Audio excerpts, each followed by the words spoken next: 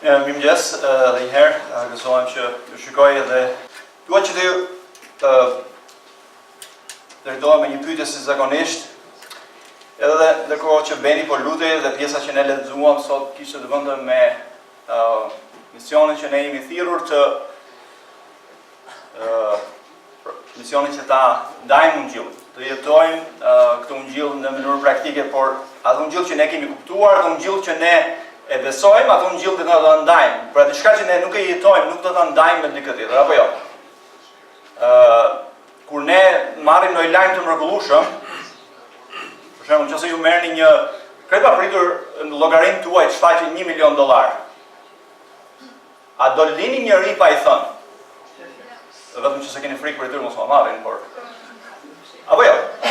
Është lajm i mrekullueshëm, por dëgjoni, ungjilli është 1 milion herë, mos 1 miliard herë, më i mrekullueshëm se ta të marrësh $1 milion. Dhe a mund ta mbajmë ne të lajm nga të tjerët? Po pyetja që unë kam është si ishte tamam kjo pyetje, apo ishte si hyrje parantezë. Si do të binden njerëzit që krishtërimi ynë është i vërtetë? Që krishtërimi vjen nga Perëndia. Sigurisht që ne e dimë që do të ndarë ungjilli, apo jo? Pra, a do të vi duke arsyetuar me ta nga Bibla, duke u përpjekur me argumente pa fund, duke thënë që shiko se Jezusi është rruga e vetme? Sigurisht që njerëzit nuk mund të shpëtohen pa e kuptuar, pa e njohur dhe pa e besuar ungjillin përmes fuqisë rilindëse të frymës së shenjtë. Por Perëndia i padukshëm e bën veten të dukshëm përmes kishës. Pra Perëndia bën veten të dukshëm kush është ai dhe çfarë ai ka bërë edhe një herë përmes kishës. Përmes një jete të ndryshuar prej tij për lavdinë e tij. Në fakt Jezusi i quan dishepujt e tij te Mateu 5:15 dhe 16, ju thot jeni drita e vetme e botës. Ju jeni kripa e tokës. Di çfarë po thot Jezusi? Që të gjithë bota është në errësi. Ju jeni drita e vetme e tyre. Dhe nëse nuk ndryshojmë ne, bota është krejtësisht në errësi. Kisha është llampa e Krishtit, përmes të cilës Perëndia ndriçon botën, të vërtetën kush është Perëndia dhe çfarë ai ka bërë. Gjithashtu kisha është llampa e Krishtit që ai ngro me dashurinë e Perëndisë njerëzit e kësaj bote të ftohet në rebelimin e tyre ndaj Perëndisë dhe në egoizmin e tyre shkatërrues ndaj njëri-tjetrit. Por më lejoni të them në tutje. Por kur kishës i mungon pikërisht kjo dritë, kur i mungon kjo dashuri, do të shumë e vështirë në fakt të predikosh ungjillin. Domethënë, më le mos them që e pamundur. Kur kisha nuk është kisha që duhet të jetë, është e pamundur të ndash ungjillin. Kisha është e pafuqishme të ungjillizojë dhe dëshmojë nëse besimtarët lënë pas dore të mbledhur së bashku dhe mungojnë her pas here në kishë sikur nuk është ndonjë gjë e rëndësishme, sikur Perëndia nuk është aq e rëndësishme për ta. Megjithëse rrethejnë se është i rëndësishëm. Ata besimtarë që lënë pas dore mbledhjen së bashku pra e bën të vështirë të ungjillizosh. Ata besimtarë që jetojnë si hipokrit vetëm për të dukur ditën e diel, e bën shumë të vështirë ungjillin për të ndarë me të tjerët. Kur ne nuk jetojmë sipas ungjillit në shtëpi, kur ne nuk jetojmë sipas ungjillit në punë, kur ne nuk jetojmë sipas ungjillit me të afërmit tonë, me komshit tanë, me njerëz në rrugë apo kudo, është shumë e vështirë ta ndash ungjillin me të tjerët. Pse? Sepse ato thonë, për çfarë po flet? Nuk e di, po flet vetëm teori, se praktik nuk shoh gjë. Kur besimtarët edhe një herë në kohën e adhurimit Perëndisë nuk këndojnë fjalët e Perëndisë, por çudi se ku janë. Kur besimtarët në fakt nuk këndojnë me gjithë zemër Zotit, në vend që dëgjojnë fjalën e Perëndisë me vëmendje, apo kur bëjnë diçka tjetër, e bëjnë të vështirë ungjillizimin. Nëse hyn dikush këtu brenda dhe ju shef juve duke parë Facebook gjatë kësaj kohe, çfarë mendon ai për krishtërimin? Çfarë mendon për Krishtin? Çfarë mendon kur ju nuk këndoni? Nuk është problemi si ligj, por vërtet kush është fokusi i jetës tonë. Kur ne si besimtarë nuk e duam njëri-tjetrin siç Krishti na ka dashur neve, kjo e bën të vështirë ungjillizimin. Edhe me lejoni të kujtoj lutjen e Zotit tonë Jezu Krisht tek tek Gjoni 17:20-23. Dhe ai lutet për neve. Ky është një moment që ai lutet për neve. Lutet për dishepujt e tij, por tani lutet për neve. Shikoni çfarë thot Jezusi. Tani thot, unë nuk lutem vetëm për ta, por edhe për ata që do të besojnë në mua me anë të fjalës së tyre, që të gjithë të jenë një, ashtu si ti o atë. Pra thot që të gjithë të jenë një. Ashtu si që ti o atë jenë në mua dhe unë në ty, edhe ata që të jenë një në ne, që bota të besoj se ti më ke dërguar. Dhe unë nuk kam dhënë lavdinë që më ke dhënë, që ata të jenë një, ashtu si ne jemi një. Unë jam në ta dhe ti në mua, që të jenë të përsosur në unitet dhe që bota të njohë që ti më ke dërguar dhe ti ke dashur ashtu si më ke dashur mua. Pra nuk e di çfarë, a vu të re se çfarë ishte fjala e përsëritur. Një në unitet. Vetëm atëherë bota do ta njohë që ne jemi dishepujt e Krishtit. Kur jemi një, me një mendje, edhe çfarë në mendje çfarë? Me një mendje të vetme, të bashkuar, me një pasion të vetëm, me një dëshirë të vetme, me një motiv të vetëm, me të bashkuar rreth ungjillit të Krishtit për të lartësuar emrin e tij.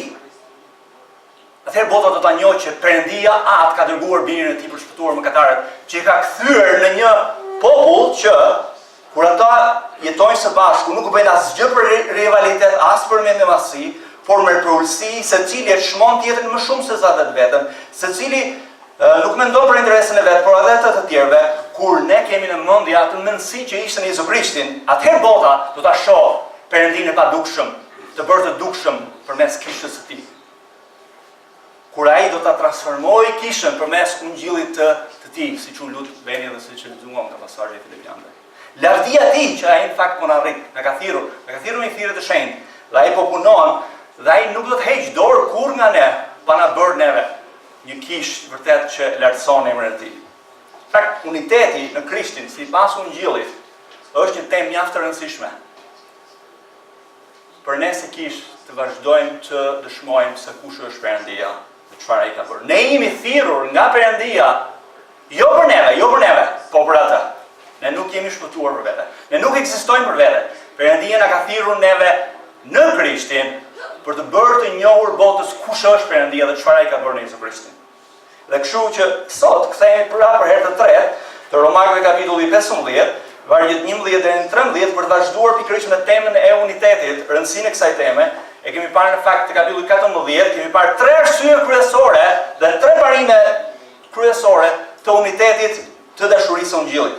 Pastaj në 2 javët e fundit jemi fokusuar tek Romakëve 15, vargjet 1 deri në 6 dhe sot kthehemi për të parë, të mbarojmë shpresoj, vargjet 7 deri në 13, kështu që le të kthehemi përsëri dhe të hapim fjalën e Zotit tani.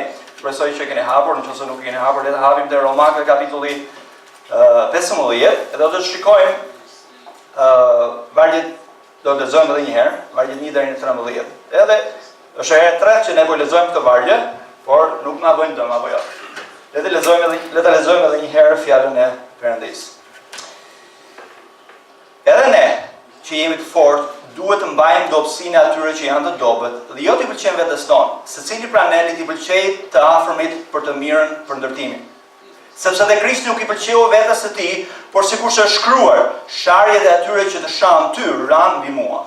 Sepse sa u shkruan më përpara, u shkruan për mësimin tonë, që me anë të durimit dhe ngushëllimit të shkrimeve të kemi shpresë.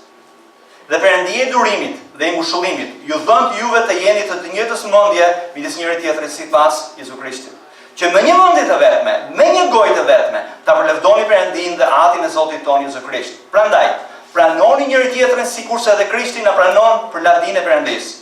Por po them se Jezu Krishti u bë shërbënjës i rrethprerve për të vërtetën e Perëndisë, për të vërtetuar premtimet e dhëna etërve.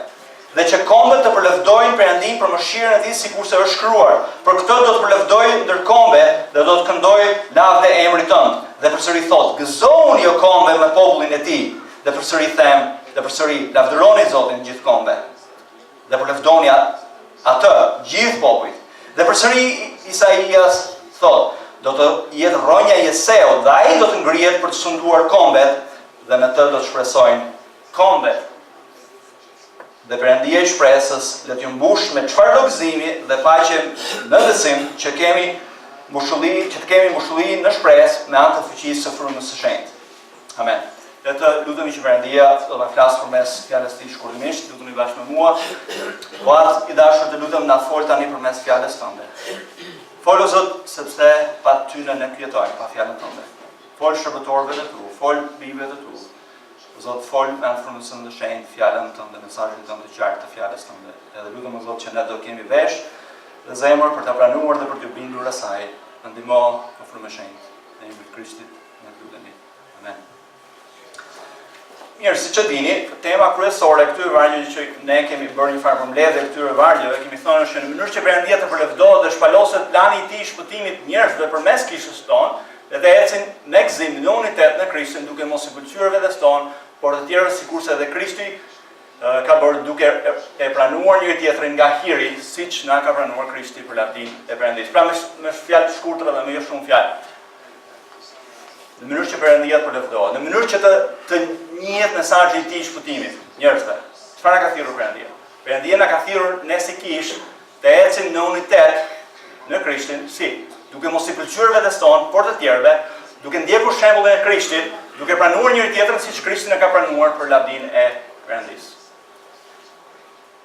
Dhe kemi parë dy pika kryesore, në fakt. Kemi parë pikën e parë që uniteti në Krishtin kërkon që ne të mos i pëlqejmë vetes tonë, por të tjerëve siç Krishti ka bërë, që nuk i pëlqeu vetes, për lavdinë e Perëndisë. Pra kur ne jetojmë në këtë mënyrë, pra në këtë unitet, kjo bën të dukshëm Perëndinë e padukshëm. Dhe ne kemi parë 9 pikat e para, herën e kaluar, dhe sot do të ndalemi në fakt tek pika e dytë kryesore e këtij mesazhi, që janë vargjet 7 deri në 13. Unitetin e Krishtin provon që Perëndia po bën, çfarë ai premtoi se do të bënte, dhe ai po nështron botën e rënë në një mbret, që është Jezu Krishti. Pra javën e kaluar, pra kemi parë pikën e parë kryesore me 5 pika, dhe kemi folur pra se si të jetojmë neve si kishë në unitet. Dhe sot të ndalemi tek pika e dytë kryesore me 9 pikat e saj. Por dy herë të kaluar çfarë kemi thënë? Që ne si njerëzit e hirit, dhe ecim në unitet, çfarë duhet kemi parasysh? Një gjë kryesore. Një parim kryesor që do na udhëheq. Në çështjet që ne nuk bijem dakord me njëri-tjetrin, që janë fushave gri, çfarë do thotë? Që ne duhet të mos i pëlqejmë vetes tonë, por të i pëlqejmë të tjerëve, ashtu siç ka bërë edhe Krishti, duke i nështruar fjalës Perëndisë dhe në fuqinë e Perëndisë. Dhe këtë kemi parë në pikën e parë. Dhe sot do të ndalemi pikërisht tek pika e dytë kryesore, pikërisht tek çfarë po bën Perëndia përmes unitetit. Se çfarë bën Perëndia kur ne jetojmë në unitet. Le të ndalemi pikërisht tek qëllimi pra kryesor i unitetit në Krishtin. Dhe le të ndalemi tek pika e parë. Pika e parë kryesore është kjo: pranoni njëri-tjetrin nga hiri, siç ju ka pranuar Krishti për lavdinë e Perëndisë. Tani, shikoni pak vargu 7. Vargu 7 fillon me lidhjen prandaj, sepse çfarë bën vargu 7? Në vargu 7 apostulli Paul po përmbledh vargjet 5 dhe 6. Pra apostulli Paul çfarë po thonë? Në mënyrë që të kemi unitet në Krishtin, në mënyrë që ta përlëvdojmë Perëndinë me një zë të vetëm dhe të jetojmë tamam si bijtë e Perëndisë që ai na ka thirrur neve, çfarë? Ai thotë, ne duhet të pranojmë njëri-tjetrin ashtu siç na ka pranuar neve Krishti. Pra në thelb vargu 7 çfarë po thotë? Që duhet ta pranojmë njëri-tjetrin siç Krishti na ka pranuar neve. Pra në mënyrë të vazhdueshme duhet ta pranojmë njëri-tjetrin siç Krishti na ka pranuar dhe vazhdon të na pranojë neve. Pra është e thjeshtë. Parimi është shumë i thjeshtë. Pranoj njëri-tjetrin sikurse Krishti ju ka pranuar juve për lavdinë e Perëndisë. Por pyetja që bëhet më njëherë këtu është si na ka pranuar Krishti dhe pse na pranon Krishti? Pse na ka pranuar neve Krishti? Po, sepse dhe shi, por le ta shohim më thellë. A besoni ju se ai ju ka pranuar dhe ju pranon juve? Me qëra fjala, është një term, një zhargon i madh që përdoret mes krishterëve, ne pranojmë Krishtin. Nuk e kemi dëgjuar vazhdimisht, apo jo? Ne pranojmë Krishtin. Pak ne nuk e pranojmë Krishtin. Nuk është në Bibël asnjë vend të Biblës që ne pranojmë Krishtin. Ne pranon neve Krishtin. Kush jemi ne të pranojmë Zotin e gjithë pushtetshëm dhe lavdishëm? Kush jemi ne? Ai na pranon neve. Por nuk është kjo çfarë unë duhet ndalem tani, por një pyetje që më vjen që është pse ne ka pranuar dhe pse na pranon Krishti. Çfarë besoni ju? A ne ka pranuar Krishti sepse ne jemi njerëz të mirë? A ne ka pranuar ne Krishti sepse ne jemi më të mirë se ato përjashta apo se dikush tjetër? Sepse ne meritojmë? Apo sepse ne i bindemi Perëndisë? Apo sepse ne vim në kishë, sepse ne lexojmë Biblën, ne lutemi, nuk u bëjmë keq njerëzve, ne jemi krijesa të Tij, thon disa. Për cila është arsye fakt që na ka pranuar dhe na pranon Krishti? A është në njëra nga ta? Jo, kur? Edhe asnjëherë kur të vetme. Dhe ne kemi mësuar tashme të Romakëve kapitulli 1 deri në 3, që nuk ka as edhe një njeri të mirë të vetëm, as edhe një të drejtë, as edhe një. Të gjithë thot kanë dalë nga udha e Tij, të gjithë janë nën mëkat, nën pushtetin e mëkatit, asnjë nuk e do Perëndin, e duan Perëndin sigurisht me interes, por jo Perëndin e vërtet. Asnjë nuk i bindet dhe nuk mund të i bindet Perëndisë. Asnjë nuk e ka frikë me frikë nderuese Perëndin, ashtu siç është ai, në të vërtetë. Asnjë nuk e lavdëron dhe falenderon Perëndin si Perëndi, as edhe një. Madje secili prej nesh, Bibla thotë që ka rebeluar ndaj Perëndisë, secili prej nesh ne jemi shkelës të ligjit të dashurisë së Tij, ne jemi armiqtë e Tij, ne ishim vdekur në faje dhe mëkate, ne ishim bijtë e zemërimit, në zemërimin e Perëndisë. Dhe madje Bibla thotë Titi 3:2 thotë ne ishim egoistë të pamend, rebel, endacak, robër të lakmive të ndryshme dhe të qefeve duke jetuar në ligësi dhe në smir, të urryer dhe duke urryer njëri-tjetrin. Ne ishim mëkatarë dhe ne nuk e meritojmë asgjë përveç se ferrit. Edhe një herë, nëse ka ndonjë nga ne që mendon se meriton diçka ose nuk e meriton këtë gjë që po ndodh, pra ne si mund të ndodh kjo gjë? Unë meritoj diçka tjetër. Dhe lejoni t'ju kujtoj që sipas shkrimit, sipas drejtësisë Perëndisë, ne nuk meritojmë asnjë lloj gjëje të vetme përveç se dënimit të përjetshëm në ferr, larg dhe të ndarë përjetësisht në Perëndi. Mos thoni kur që nuk e meritoj këtë gjë, sepse vetmja gjë që ne meritojmë është ferri. Krishti nuk na ka pranuar neve sepse ne meritojmë, as sepse ne jemi krijesat e Tij. Sepse ne si krijesat e Tij, në fakt, ne kemi rebeluar ndaj Perëndisë dhe ne meritojmë ferrin. Pra si krijesat e Tij, ne meritojmë të ndëshkohemi përjetësisht. Nëse ju mendoni se meritoni që Perëndia t'ju pranojë për ndonjë arsye ju, që ka të bëjë me ju nuk jeni krishterë. Dhe as nuk jeni pranuar nga Perëndia. Por pse ne ka pranuar Krishtin ne? Krishtin e ka pranuar te Titi 3:4-7 na kujton. U shfaq mirësia e Perëndisë shpëtimtarit tonë dhe dashuria e Tij për njerëzit, edhe ai na shpëtoi jo me anë veprat tona të drejta që ne bëjmë, por sipas mëshirës së Tij me anë të larjes dhe rilindjes dhe ripërtëritjes së frymës së shenjtë, të cilën e derdhi me ngushullim mbi ne me anë të Jezu Krishtit, shpëtimtarit tonë, që ne, të shfaqsuar me anë të hirit, të bëhemi trashëgimtarë të jetës së përjetshme sipas shpresës që ne kemi. Nuk e di e burtë re fjalët që janë përdorur, sipas kujt? Mirësisë së Tij, jo sipas veprave tona, sipas dashurisë së Tij, sipas rilindjes së Tij, sipas mëshirës së Tij, sipas hirit të Tij. Gjitha këto janë krejt e Tij, dhe s'ka të bëjë asgjë me ne. Ai na pranoi sepse Perëndia në mëshirën dhe në hirin e Tij sovran, për lavdinë e Tij madje, jo për neve, por për lavdinë e Tij, na ka zgjedhur neve në përjetësi, ne kemi qenë përjetësisht në modin e Tij dhe ai na ka shpëtuar neve në Krishtin dhe që të jemi me të përjetësisht. Dhe kjo është krejtësisht hir, shkrejtësisht favori i Perëndisë ndaj nesh. Krishti na ka pranuar vetëm nga hiri, vetëm nga mëshira e Tij, vetëm nga mirësia e Tij ndaj nesh. Dhe asnjë arsye tjetër. Dhe asnjë arsye tjetër nuk na pranon neve. Perëndia në Krishtin na sheh ne madje, në Krishtin, na sheh sikur ne nuk jemi mëkatuar as edhe një herë të vetme. Na sheh sikur ne jemi plotësisht të shenjtë, pa kryer asnjë mëkat të vetëm. Perëndia na do neve në mënyrë të përsosur në Krishtin, na ka falur ne të gjitha mëkatet, na ka bërë neve bijtë e Tij, na ka bërë trashëgimtarë të Tij përjetësisht, por jo nga asgjë që ka të bëjë me ne, por krejtësisht për mëshirës dhe për hirin e Tij, për lavdinë e Tij. Pra Perëndia edhe një çfarë ka bërë? Na ka pranuar, na ka mirëpritur neve në Krishtin, edhe thot apostulli Paul, për të njëjtën arsye thot, që ai ju ka pranuar juve, dhe nga arsyeja pse ai ju ka pranuar juve, ne duhet pranojmë njëri tjetrin. Perëndia na ka pranuar në hir, ashtu dhe duhet ta trajtojmë njëri tjetrin në hir. Çdo ditë kur ne kemi vështirë të duam dikë, çfarë duhet kujtojmë? Do kujtojmë se sa e vështirë që na donte neve Perëndia mëkatarët, rebel ndaj tij, armiqtë e tij. Megjithëse ne ishim rebel, egoist, ai na ka pranuar. Ai vazhdon të na pranojë në Krishtin.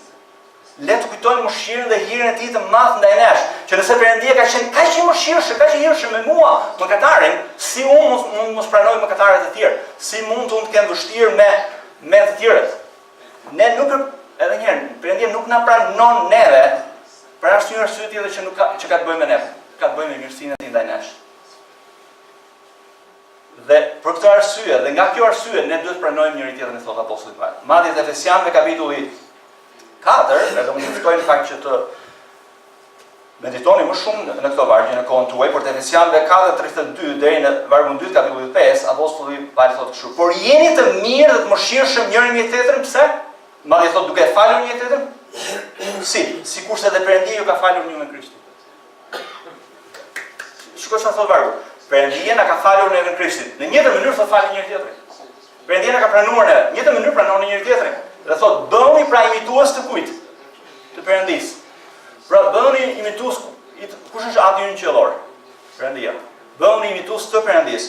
Si bij thot shumë të dashur dhe ecni në dashuri, sikurse edhe Krishti na deshi dhe dha veten e tij për ne si ofertë e flijim, si një parfum e mirë. Pra Perëndia nuk na pranon neve se jemi njerëz të mirë. As sepse kemi vendosur tani të jemi njerëz të mirë dhe të bindur ndaj Perëndisë. Dhe sepse nëse jemi të bindur është prej shkak të punës së tij dhe ne. Por në njëjtën mënyrë ashtu siç na pranon edhe Perëndia, në njëjtën mënyrë duhet pranojmë njëri tjetrin. Pra ne nuk e pranojmë njëri tjetrin sepse unë jam i mirë apo jo. Unë nuk e pranoj juve se jeni të mirë. Pra nuk është në bazë të meritës. Perëndia nuk na pranon neve në bazë të meritës. Na pranon neve në bazë të hirit dhe mëshirës së tij. Në njëjtën mënyrë duhet të jetë raporti jonë me njëri tjetrin dhe me njerëzit e tjerë. Një person që nuk e ka kuptuar Ungjillin, e ka të vështirë pranojë të tjerët që mendojnë ndryshe për shembull si ai. Por nëse ne kuptojmë që Perëndia na ka pranuar neve pavarësisht se ne jemi mëkatarë, pavarësisht nga mëkati ynë, megjithëse ne nuk e meritojmë, kur ne kuptojmë këtë, kur e kemi parasysh këtë çfarë ka bërë Perëndia, ne nuk do ta kemi të vështirë të duam të tjerë dhe pranojmë të tjerë, që janë vështirë të duar dhe vështirë të tregojmë dashurinë ndaj tyre. Në fakt, mënyra se si dallohet nëse ne e kuptojmë dhe besojmë Ungjillin është të shikojmë se sa shumë i duam njerëzit që është e vështirë të duash. Pra dhe njerë, leju të them, të duash një njeri që është e lehtë ta duash, e bën çdo njeri. Jezusi madje thotë që edhe mëkatarët i duan mëkatarët. Apo jo. Do të thonë njerëzit e bashkëputuar e duan njëri tjetrin. Por të duash një njeri që është e vështirë ta duash, duhet fuqi mbi natyrshme, duhet hiri Perëndisë. Dhe këtu dallohet nëse ne vërtet po rritemi shpirtërisht. Këtu dallohet në të vërtetë nëse e kuptojmë Ungjillin, nëse vërtet e besojmë Ungjillin. Dhe a themi ne për shembull, nëse Perëndia më pranon mua pavarësisht nga mëkati im, përmes Krishtit, si mund mos të dua dhe pranoj unë të tjerët? A mendojnë se unë jam më i mirë dhe i drejtë se të tjerët? Por edhe një, Melionti sqaroi që është shumë të thjeshtë këtu, është që të pranosh njëri tjetrin në Krishtin, siç ai na ka pranuar, nuk do thotë që ne pranojmë mëkatin, pra nuk do thotë që ne nuk flasim të tjerëve për mëkatin e tyre. Pra ky është një koncept i vështirë brenda të krishterëve. Dhe nuk e di që do marrë një moment caktuar të ndalemi te kjo pikë, por shumë njerëz në fakt po të thuash që ti je gabim dhe ti nuk po ecën me Zotin ose diçka, thon pse më gjykon ti mua. Pra në mendjen e tyre unë nuk duhet t'u them asgjë atyre në lidhje me mëkatin, sepse kush je ti të gjykosh. Pra nuk është kjo çfarë po thot kur thot pranojmë njëri tjetrin. Pra ajo çfarë e vërteta e madhe është kjo, nëse biri i përjetshëm i personit i Perëndisë na ka pranuar neve në familjen e tij, sa shumë ne duhet të pranojmë njëri tjetrin, ne duhet të mësojmë nga Krishti, që është zemërbut, siç thuhet te Mateu 11:29, marrim atë zgjedhjen e tij. Pra nëse ne nuk e pranojmë njëri tjetrin, në fakt Leonti sqaroi edhe këtë. Nëse ne nuk pranojmë njëri tjetrin, nuk po pranojmë Krishtin. Kush na ka pranuar ne? Krishti. Dhe Jezusi në fakt e thot, do ta lexojmë më vonë, ai thot që nuk pranon një nga fëmijët e mi, thot, një nga ato të vegjëlit e mi, thot, dhe bëhet skandal për ta. Ai thot më mirë thot i lidhet një gur për qafe, një gur mulliri, se sa ai tjetoj. Edhe fakt po dal prak nga çështja që e kam pak më vonë këtë pikë, por edhe një herë, kur ne kemi një rast që themi për shembull që një person ka trajtuar një fëmijë të vogël, ne skandalizohemi, apo jo? Apo jo, skandalizohemi. Një fëmijë të dhunosh, të abuzosh me të nga një ndër, apo çfarë lloj moshe. Është gjë më rëndë që ne themi, dakor? Është gjë shumë e rëndë fakt. Por më lejon të them një gjë. Secili prej nesh është fëmijë i Perëndisë. Ne jemi një nga të vegjëlit e tij. Dhe me lejon të them që kush prek një nga këta të vegjëlit e tij që jemi ne, ai person nuk e ka idenë se çfarë do të bëjë. Kush prek fëmijët e Perëndisë ka prek syrin e tij, beben e syrit. Kush ngatrohet me Perëndinë, nuk e ka idenë se çfarë do të bëjë. Prandaj duhet jemi tepër të kujdesshëm, sepse secili prej nesh është një fëmijë i Perëndisë. Shkrimi është shumë qartë për të. Krishti na ka pranuar edhe me gëzim, na ka pranuar edhe si unitar, na pranon pa anësi, e gjithë në radhë. Por lijoni të shikoj fundin e vargut 7, thotë Jezusi na ka pranuar pse? Na ka pranuar për lavdinë e Perëndisë. Pra Perëndia na ka zgjedhur dhe na ka shpëtuar sipas përqimit të vullnetit të tij sovran, për lavditë e hirit të tij, për lavditë e lavdisë të tij që në epokat e mëvonshme do të përlëvdohet përjetësisht Perëndia. Përse na ka pranuar Jezu Krishti thotë përveç se na ka pranuar si mëkatar, me gëzim, na ka pranuar pa anësi, gjithë më radhë, na ka pranuar thotë vargu 7 për lavditë Perëndisë. Pra dhe një, vërtet Krishti na do neve, vërtet Krishti na ka pranuar neve, por nuk është për ne.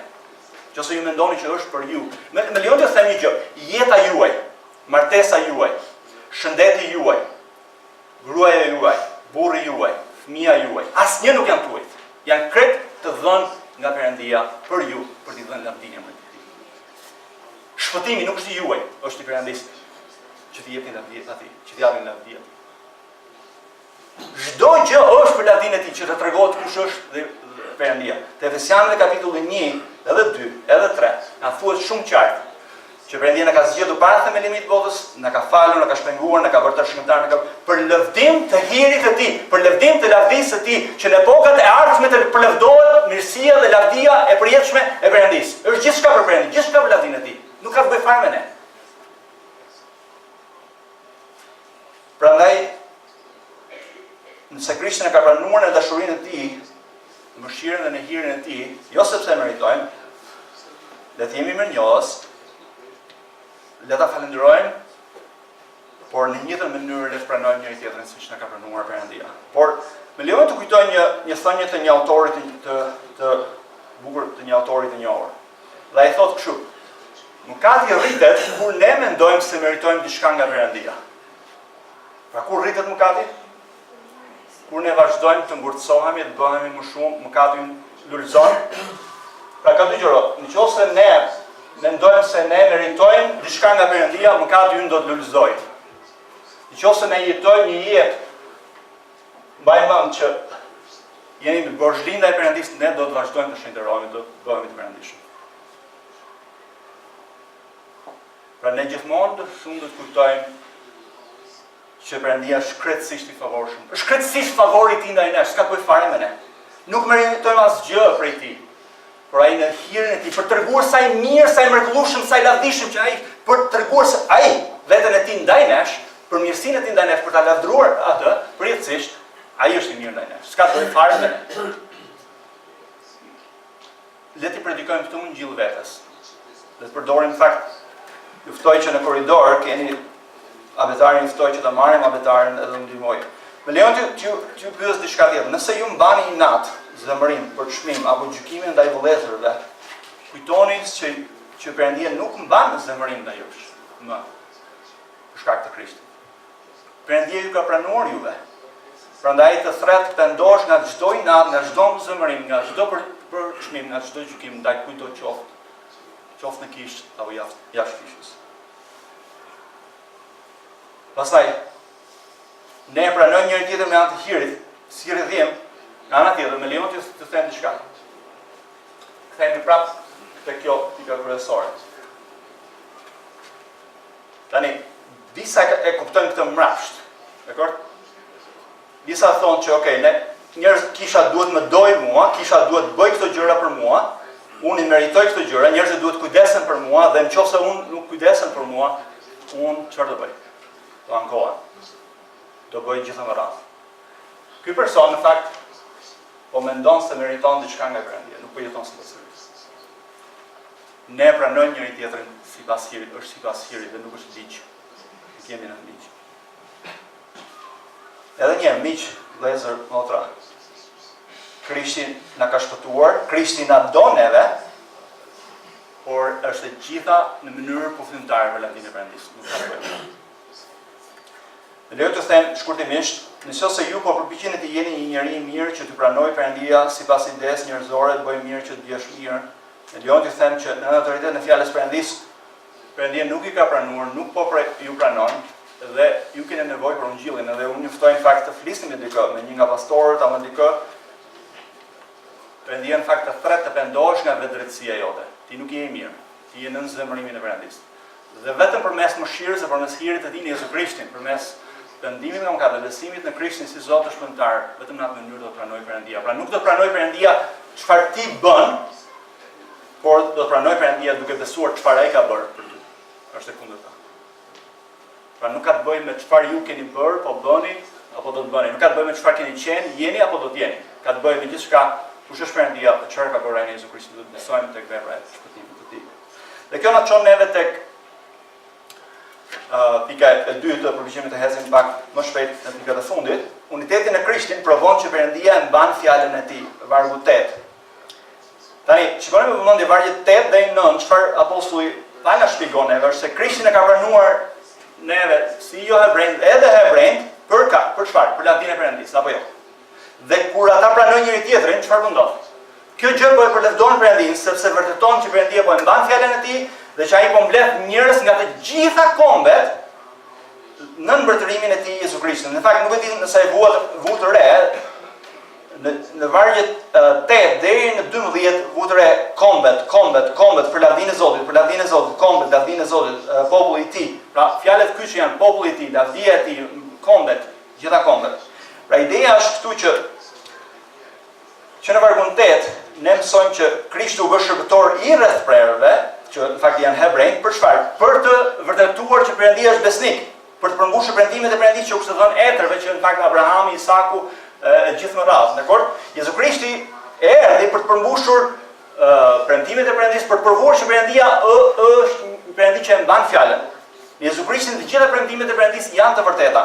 Krishti erdhi në botë, jo vetëm bëhej shërbëtor i hebrejve, por dhe jo hebrejve për lavdinë e Perëndisë, siç thonë në vargun 8, dhe njëkohësisht shikoni vargun 9, dhe në mënyrë që çfarë? Të përlëvdojë Perëndia për mëshirën e tij ndërkombë. Edhe një vëllezër motra, nuk ka të bëjë fare me ne. Krishti erdhi të na shpëtonte neve, jo për neve, por që duke na dashur neve të jemi një popull i Perëndisë për lavdinë e Perëndisë, ne jo hebrejt, edhe hebrejt, dhe shikoni vargun 9. Shikoni edhe një vargun 9. Dhe që kombet përlëvdojnë Perëndin për mëshirën e tij. Pra nuk është se Perëndia na ka pranuar neve se jemi të mirë, por sepse ai është mëshirshëm dhe që ne lavdërojmë Perëndin për mëshirën e tij. Pra dhe në mënyrë primare shpëtimi nuk është për ne, por është për lavdinë e Perëndisë. Dhe ne duhet pyesim veten tonë apo jetojmë për lavdinë e Perëndisë. Jezu Krishti na shpëton që Perëndia të përlëvdohet jetën tonë. Që ai bëhet i njohur, sa i mirë, sa i mrekullueshëm, sa i dashur, sa dashuria e tij të njihet përmes nesh. Pra Jezusi edhe një herë jetoi, vdiqi, u ngjall, sundon në anën e djathtë të Atit, po bën gjithçka, ndërmjetson gjithçka. Është që ne të bëhemi një popull i shenjtë përjetësisht për lavdinë e Perëndisë, ndër hebrejt dhe jo hebrejt. Ky është plani i mrekullueshëm, i përjetshëm dhe i lavdishëm i Perëndisë. Vëllezër, më le të kujtoj që ky plan është dekreti i përjetshëm, i pafundëm i Perëndisë për këtë botë. Perëndia do ta kthejë gjithçka për popullin e tij. Dhe ne kemi privilegjin e madh që të jemi pjesë e këtij plani të mrekullueshëm shpëtimi. Në fakt, në Zanafilla 12, Perëndia thret Abrahamin dhe premtoi Abrahamit që çfarë, përmes pasardhës së Abrahamit, çfarë do të ndodhte? Perëndia do të bekonte gjitha kombet. Gjithë familjet e tokës do të bekohen. Edhe thot në pasardhjen tonë, dhe kush është ky pasardhës? Në mish, është Jezu Krishti.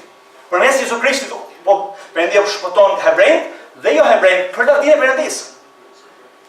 Ky ka qenë gjithmonë plani i përjetshëm i Perëndisë, është hiri i përjetshëm, është mëshira dhe hiri që na çdon neve Jezu Krishtin për lavdinë e Perëndisë.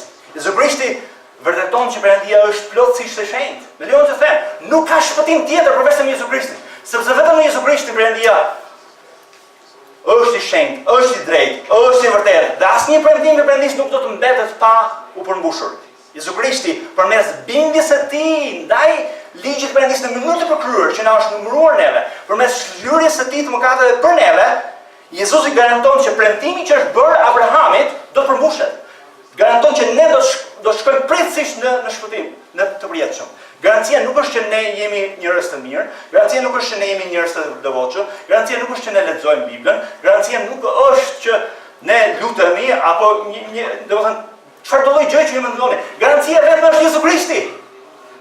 Ai është garancia, ai përmbush premtimin e Perëndisë që ne në Abrahamin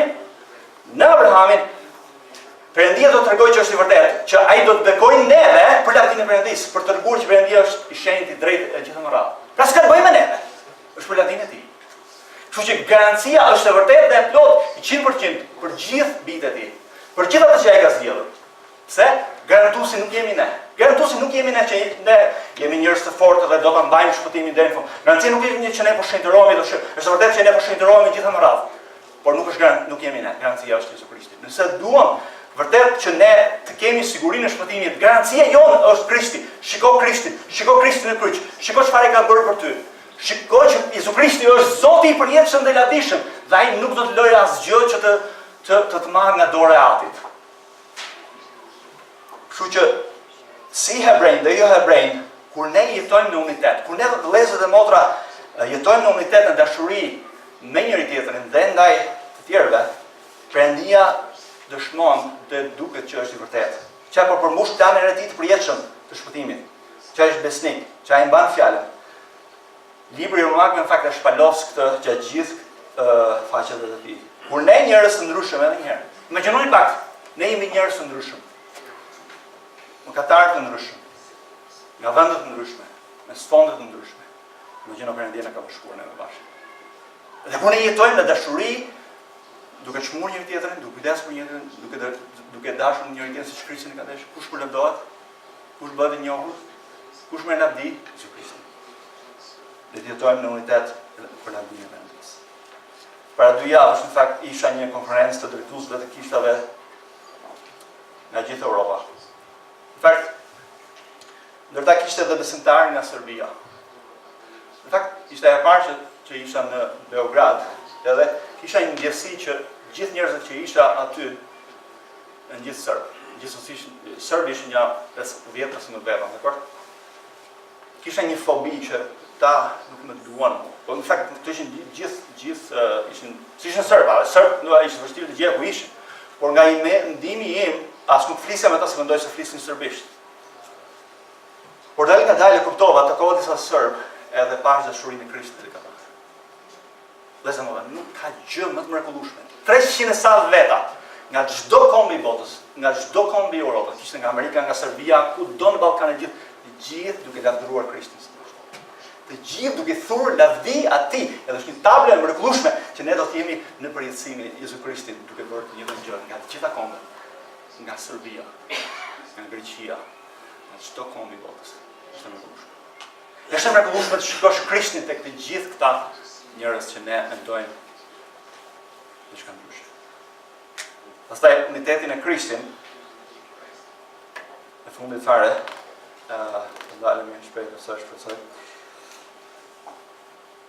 Unitetin e Krishtit përlëvdon Perëndinë e kemi prekur deri tani ndër kombet. Edhe nuk e di sa e edhe një herë thash pak më herët, në ndër 12 janë 4 pasazhe që janë cituar nga Pjesa e vjetër dhe që vërtojnë pikërisht këtë planin e mrekullueshëm të Perëndisë të përjetshëm për shpëtimin e njerëzve për lavdinë e tij, në një shpëtimtar të vetëm, në një Zot të vetëm, në Jezu Krishtin. Dhe theksi është, po të shikoni me vëmendje, ja shikoni hëni.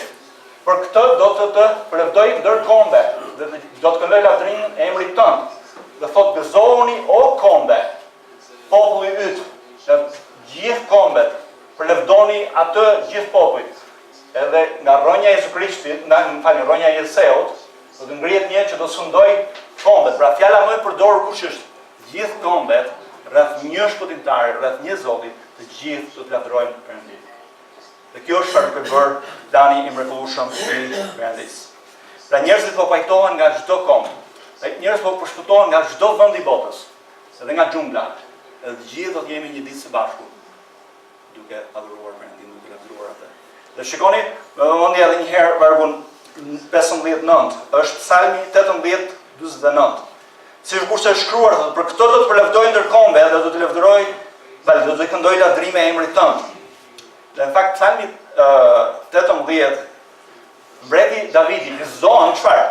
Që ai do të përligjet dhe do të mbretërojë botën, por si në Jezu Krishtin.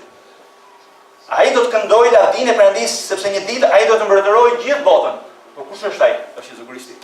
Pastaj vim tek vargu 10. Ky është një citim nga ligji për të rirë 32:43 dhe përsëri ai thotë: "Gëzoni e kombe me popullin e tij.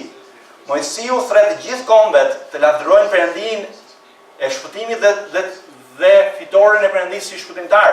E gjithë bota do të gëzojnë në mbretërimin e Perëndisë në Krishtin." Pastaj vim tek vargu 11, që është citim nga Psalmi 117:1. Dhe përsëri thotë: "Lavdëroni Zotin gjithë kombet dhe përlëvdoni atë gjithë popujt." Pra thret gjithë botën në lavdërimin e Perëndisë së Izraelit, duke festuar dashurinë dhe besnikërinë e tij të përjetshme. Pastaj vim tek vargu i fundit, vargu 12 është Isaia 11:10 dhe Isaia thotë 800 vjet përpara, thotë nga do të mbi ose do të dalë një filis, thotë nga rronja e Jeseut. Kush është Jeseu? Është babai i Davidit. Nga Davidi thotë do të dalë një filis, një basardës, i cili çfarë do të bëjë? Ai do të ngrihet për sunduar kombe, kombe do të shpresojnë në të. Kush është ai basardës e Davidit? Është Jezu Krishti. Për lavdinë e Perëndisë, për hir të hirit të tij ndaj nesh, ashtu siç na ka pranuar Krishti, ne duhet pranojmë njëri-tjetrin, që si një popull i bashkuar së bashku ne lavdërojmë Perëndin. Pyetja që shtrohet është për çfarë ne po jetojmë. Ku është gëzimi jonë? Ku është shpresa jonë? Fjala e Perëndisë, Krishti na fton neve të bindemi atij. Jetojmë në dashuri për të dhe për njëri-tjetrin, për lavdinë e Perëndisë. Jo duke pëlqyer vetes, por duke pëlqyer të tjerëve, duke shërbyer Krishtit dhe jo vetes tonë, duke jetuar për Krishtin dhe për lavdinë e tij. Dhe në fund vim tek vargu 13, le ta përmbledhim vargun 13.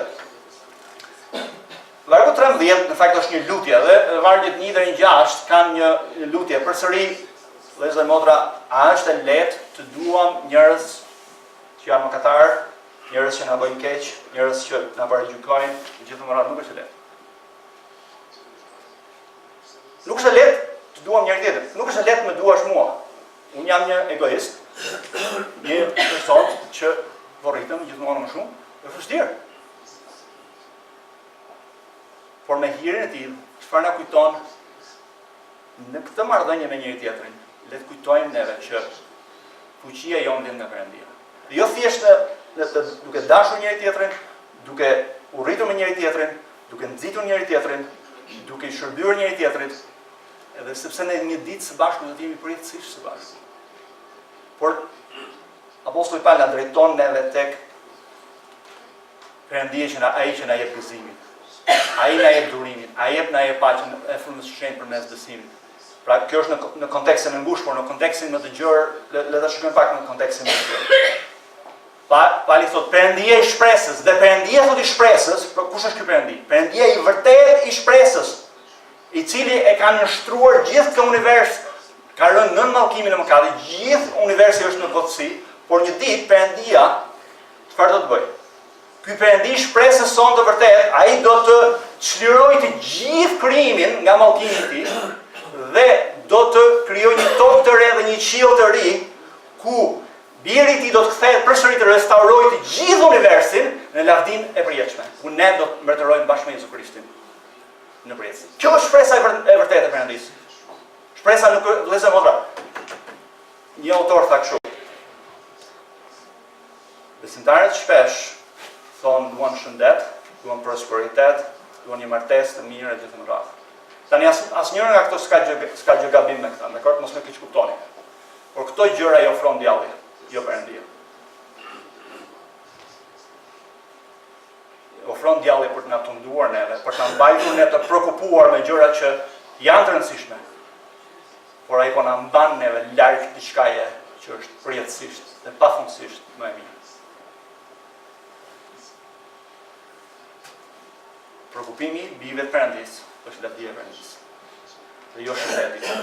Nuk po them se nuk duhet kemi mos më keq kuptoni. Në një që ka keq kuptuar vit flas me mua. Po këto gjëra i ofron djalli, jo Perëndia, për të na tunduar. Perëndia ka një plan të përjetshëm të pafundëm, që ne as imagjinojmë dot. E para Korinthës kapitulli 3 ose 2 nuk më kupton. Atë thotë që syri nuk e ka parë, atë që veshi nuk e ka dëgjuar, është ajo gjë që ofron Perëndia pafundësisht në përjetësi. Dhe Perëndi. Prandaj, vëllezër e motra, ngrini lart sy tek shpresa jonë e vërtetë është Perëndia, lavdia jonë e përjetshme. Dhe ai thotë, dhe ai jetë ju mbushme, edhe është në shumës, ju së bashku në Krishtin, kur ne të gjithë së bashku kemi sy të shpresa jonë e vërtetë dhe lavdishme dhe Perëndisë në Krishtin, ne jetojmë në harmoni me Krishtin për lavdinë e tij dhe është Perëndia që na mbush.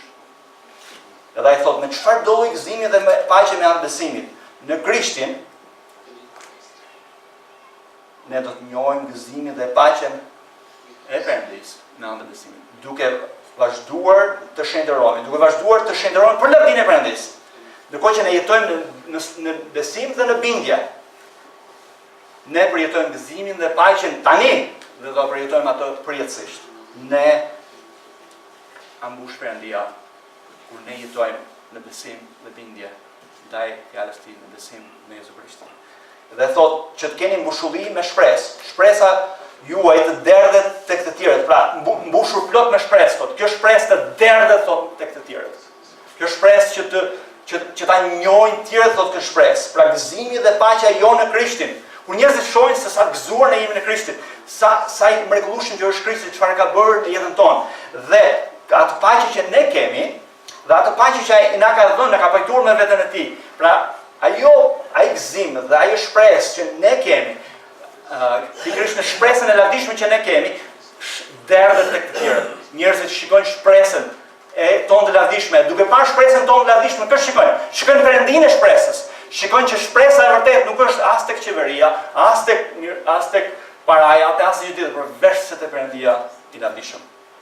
Pra kur ne kemi këtë shpresë që na mbush neve, plot, të mbushur me Perëndinë, të mbushur me gëzimin dhe shpresën tonë të vërtetë, me paqen e tij, kjo shpresë derdhet kur ne si kishë jetojmë në harmoni me njëri-tjetrin. Pra gjërat tonë të rëndësishme është Krishti, lavdia e tij, mirësia ndaj njëri-tjetrit, kujdesi ndaj njëri-tjetrit. Kur njerëzit shikojnë pikërisht këtë lloj harmonie, këtë lloj dashurie të vërtetë me njëri-tjetrin, këtë dashuri të sinqertë, që dashuria e Perëndisë derdhet ndaj njëri-tjetrit, ata shikojnë Perëndinë e vërtetë që na ka ndryshuar neve, shikojnë që shpresa e vërtetë është Perëndia, që shpresa e vërtetë është shpëtimi që ai ofron me Jezu Krishtin, dhe ne jemi pasqyra e vërtetë, dëshmia e vërtetë e një Perëndie të padukshëm, që është bërë i dukshëm përmes nesh. Për hir të ungjillit, vëllezër e motra, dhe shpëtimit të njerëzve, le të jetojmë për lavdinë e Perëndisë. Le të tregojmë kush është Perëndia jonë, sa i mrekullueshëm është, sa e lavdishme është lavdia e tij. Dhe ai thotë në fund fare tregon neve thotë me anë të fuqisë së frymës së shenjtë. Vëllezër e motra, kur ne bëjmë projekt të duam njëri-tjetrin që është e vështirë, e dini kush do të na vinë në ndihmë të duam njëri-tjetrin? Shumë e shpejt. Romakëve 5:5 thotë Perëndia e derdh dashurinë e tij në zemrat tona përmes frymës së shenjtë. Ne duhet të vendosim të duam njëri-tjetrin dhe fuqia jonë vjen nga fryma e shenjtë, i cili me praninë e tij brenda nesh. Fryma e shenjtë është brenda nesh. Është ai që na siguron neve një ditë. Ai është kapari ynë i sigurisë tonë të përjetshme në Jezu Krishtin, që ne do të jemi me Krishtin përfundimisht dhe përjetësisht. Që trupat tonë të lavdishëm do të kthehen nga trupat të vdekshëm në trupat të pavdekshëm. Siguria është fryma e shenjtë që banon në ne.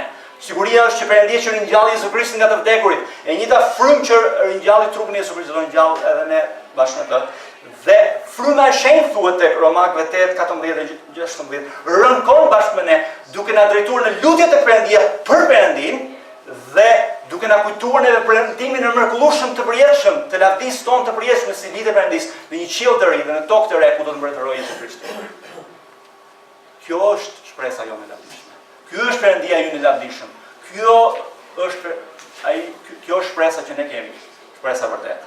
Vëllezër e motra, shkrimi na fton neve të rrethohemi, të kapemi fort mbas lavdisë Perëndisë, mbas planit të tij të mrekullueshëm të përjetshëm.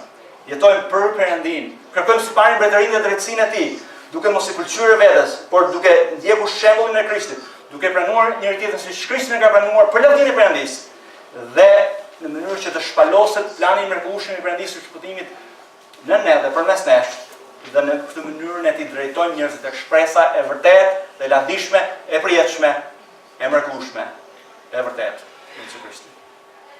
Dhe unë lutem që kjo lavdi e mrekullueshme e Perëndisë do të shfaqet në ne dhe përmes nesh. Çfarëdo që Zoti të ketë folur ju dhe përmes fjalës së tij, unë lutem që fryma e shenjtë do t'ju bind, lutem që ju do t'i bindeni zërit të fjalës dhe ne do të bëjmë një qëllim të vetëm, një pasion të vetëm, një dashuri të vetëm. Të gjithë së bashku rreth Ungjillit të Krishtit.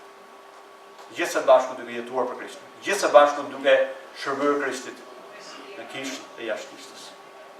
Që emri i Krishtit të bëhet i famshëm në këtë qytet, në këtë kombë, në Ballkan, në Europë, edhe në botë. Në emër ti, në thras. E të lutemi.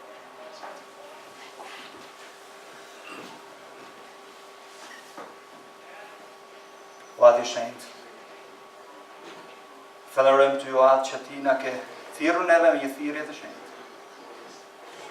O Zot, që ti na ke dashur neve nga përjetësia në Jezu Krishtin. Falenderoj që na ke dhënë këtë hir të mrekullueshëm, na ke shpëtuar. O Zot, na ndihmon neve që bashkohemi rreth shpresës tonë të vërtetë dhe të jetojmë për Krishtin dhe për lavdinë. Në emër të Cilit ne të lutemi. Amen.